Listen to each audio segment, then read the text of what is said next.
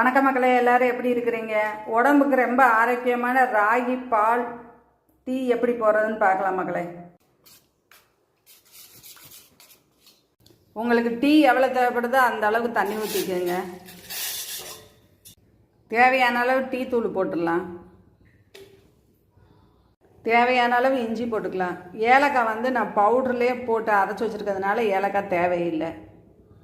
நாட்டு சர்க்கரையோட ராகி பாலை கலந்துக்கலாம். இதை கொதிக்க வைக்கவோ எதுவுமே தேவையில்லை. முளைக்கட்டி காய வச்சுருக்கிறதுனால அந்த பச்சை ஸ்மெல்லாம் அடிக்காது. பால் டீயோட இது ரொம்ப நல்லாயிருக்கும்.